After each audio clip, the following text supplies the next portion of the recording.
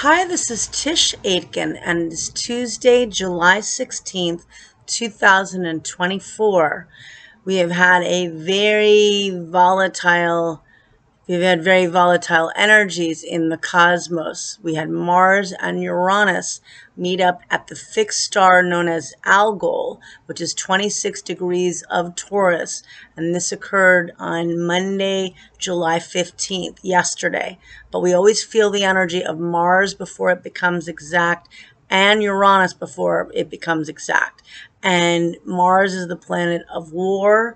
It's the planet of drive, how we get things done, action, passion. And Uranus is the planet of ingenuity and invention and electricity, but it also rules explosions and accidents and chaos. And the two met up in the sky. They meet up once every 2 years, but they met up in Taurus at this difficult star known as Algol. That's a fixed star. And fixed stars only move a degree every 72 years. So this is the first time since the early 40s that we've had Uranus at this degree, I believe 1941. And people can literally lose their heads, lose their wits about them. They can act very impulsive. We know what happened over the weekend. There was violence and chaos, but we also we had Venus entered Leo on July 11th, and then on July 12th, it formed an opposition to Pluto. Every time a planet ingresses into a fixed sign, and the fixed signs are Taurus, Leo, Scorpio, and Aquarius, they're going to set off Pluto, because Pluto is now it's at 0 degrees of Aquarius. It initially retrograded, a while back. It's too much chaos to go into, but anyway, so fixed signs, when they enter, are going to set off Pluto. And Pluto is the planet of death and transformation. It is the planet of power. And this is a big deal because now we're getting into a big week ahead of us as well. We have Mars, which is the planet of action. It's been transiting in the sign of Taurus, where it's technically in its detriment because it rules the sign of Scorpio in ancient astrology. It can be fiery and very tough in Scorpio, but it's very effective. It once was described to me like a dog after a bone. It will not give up, and it's going to keep going for it. Mars is in its detriment in Taurus because it's the opposite sign. It tends to be kind of mean in Taurus as well, it feels to me. And it's very frustrating. It moves very slowly. And Mars will enter Gemini on July 20th at 4:43 p.m. Eastern Standard Time. It will tour in the sign of Gemini through September 4th. Now, it is in Gemini. Mars is very much about learning a lot of different things. It's about getting things done, getting a lot done in a short period of time. This gives more choices and options and solutions. Gemini is like the Lover's card in Tarot, and it's ruled by Mercury, which will retrograde in the beginning of August. It's going to retrograde late on August 4th, early on the 5th, depending on where you live, and it'll retrograde initially at 4 degrees of Virgo, which is in its home sign, and then it'll station direct on August 28th at 21 degrees of Leo.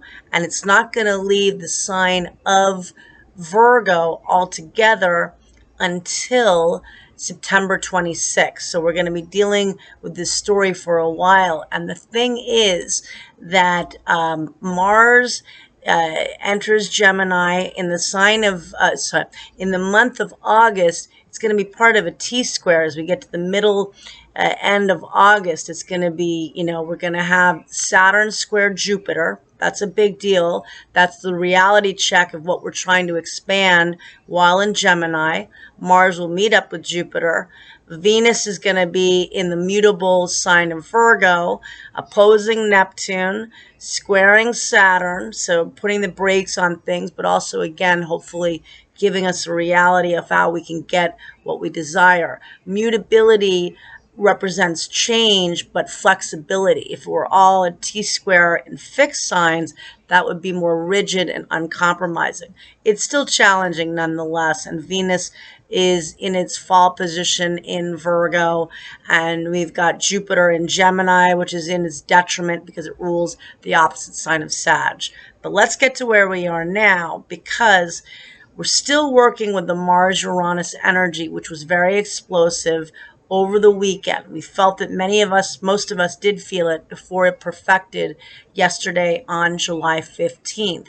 The Venus-Pluto opposition, there were breakups I heard about. I mentioned a lot of people passing over now, and I know that happens every day, but I recall when Pluto was at the world axis, meaning at 0 degrees of Capricorn, from '08 to '09, on and off. And I remember that they were, I forgot if it was an awards show, there were so many celebrities that had passed over during that time because 0 degrees of the cardinal signs can indicate fame.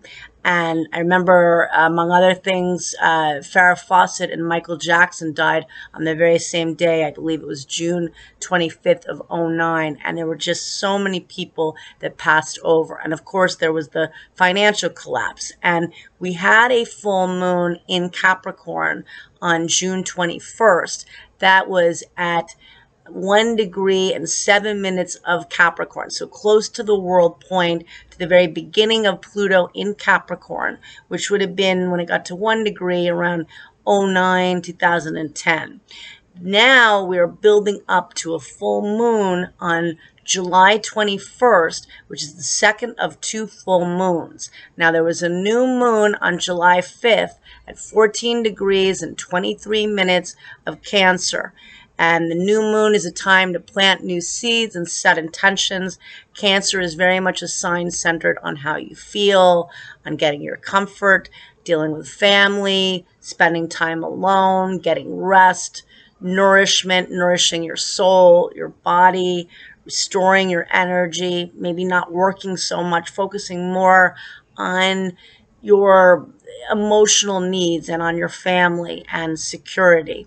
Now, that new moon was at 14 degrees. Now we have a full moon that will occur on July 21st at 6:17 a.m. Eastern Standard Time at 29 degrees and 9 minutes of Capricorn.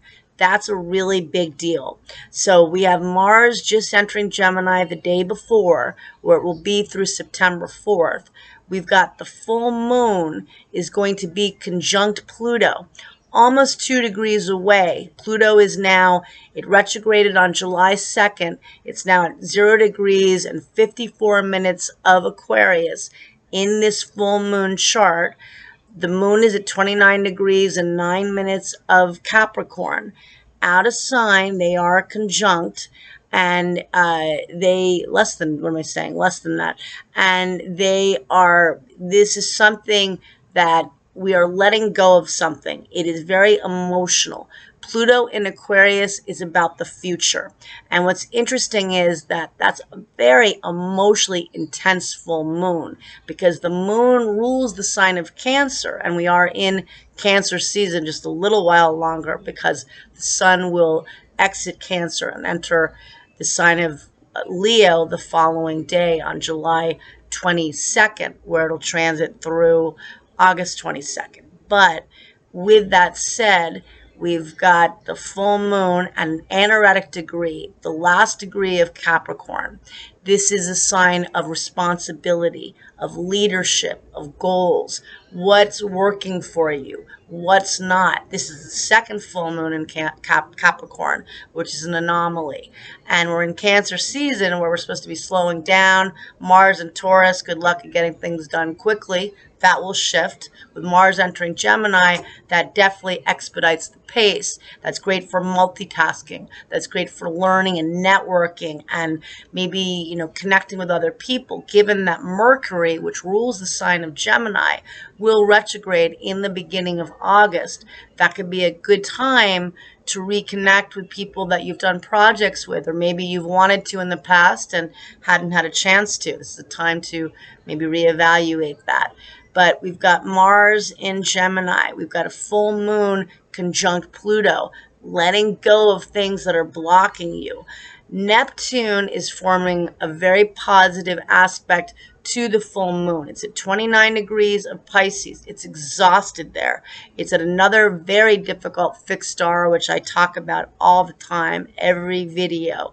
Fixed star known as Shiad, which can be connected with drowning and shipwrecks and with suicide and self-undoing.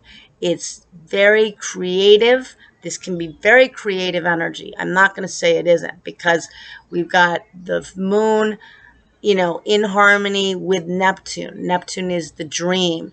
Venus forms a beautiful supportive aspect to Jupiter, also a sextile. That will be at 4:43 p.m. Eastern Standard Time. Those are the two benefics working in harmony. Jupiter and Gemini giving options. Venus and Leo, creative and passionate. Very good for love and creativity, although there will be change. There will be definite endings this weekend as well, purging things. And again, Neptune's transiting at the last degree of Pisces through September 4th, and it will again next year. A lot of people leaving, a lot of souls deciding to leave and pass over. They've had it. And check in with those people that are not ready, that need help, that are having trouble with mental health issues. That's a whole other story. People that have been ill or other things, that's a different thing. And that'll be, there's been a mass exodus. Last weekend there were 4 big celebrities that died over the weekend, and a few of them were pretty young, especially Shannon Doherty. I know she's been ill a while, but young people and just well-known people all in one weekend, and of course the crazy mayhem over the weekend as well. This moon and Pluto on a personal level, we know it also is speaking to the world stage, because we have Mercury squaring Uranus that day as well. Now, that can be big surprises. That can be very inventive and creative energy, but there can be shocks and surprises. Undoubtedly, there will be. And that will happen at 6:21 p.m. Eastern Standard Time. Mercury retrogrades initially in Virgo, but then it returns the sign of Leo, which is a fixed sign. So it's going to make 3 squares to Uranus. This is the first of 3. So that's going to be chaotic, inventive, working, basically working on your feet, like you have to do things really quickly, but it also can be chaotic. Then we have, what else is happening that day? That's quite a bit. And then, again, the sun enters Leo on the following day, but it's going to oppose Pluto late on the 22nd, early on the 23rd, and because Pluto's still in Aquarius. Again, what do we need to purge? We are releasing old systems and old things in our lives to go towards the future. Pluto is in Aquarius. Pluto will return to the sign of Capricorn, one final and big round from September 1st through November 19th. And this full moon speaks to that, because Pluto is not going back any further than 29 degrees of Capricorn, the anaretic degree, the last degree of the sign, and exactly where this full moon is. And this full moon also makes a very positive angle to Uranus, the modern ruler of Aquarius. That is invention, that is innovation, that is also looking for the future, bringing some really exciting opportunities and ways to brainstorm with others, coming up with inventive ideas, ingenuity, tapping into all possibilities. So that is exciting too. But again, Pluto returning to the last degree of Capricorn, there are many things we are still releasing and letting go. And August is going to get a lot more chaotic, because we're going to have a mutable T-square that's going to build up more in the middle of the month. And there is change with that. Mutable signs are good at being flexible, which is positive. but we also have Mercury retrograde. So get things done. Know the volatility is still strong and realistically is going to be for a while, because Neptune's at the last degree of the zodiac, not just of Pisces, and it's in harmony with this full moon. This full moon is saying, get real, all right? Which is a joke, because Neptune at the last degree of Pisces really complicates that process of getting real. For a lot of people, they feel reality is out of touch. And this is where you want to meditate a lot. You do want to recharge, but you want to pay attention to what's coming up for you that you need to let go, that you need to release. And Mars and Gemini, again, whether it's networking, taking workshops, connecting with other people, taking small trips, learning new things, that will help to bring some new choices. I wish you a lot of luck. Got another full moon on July 21st. It's going to be a whopper of a full moon. It's going to be conjunct Pluto, letting go of things that are keeping us from going towards the future. Aquarius is anything but the past. It's all about the future and the collective. But Pluto is also going to retrograde back to the last degree of Capricorn where this full moon is. And that could be releasing ways of doing business. There could be big changes at organizations and corporations, people stepping down that have been unjust and have been untrue, and a lot with the government and people in leadership and in our own lives, coming from integrity. That is Capricorn, higher level, and our ambitions. So good luck, and I will talk to you soon.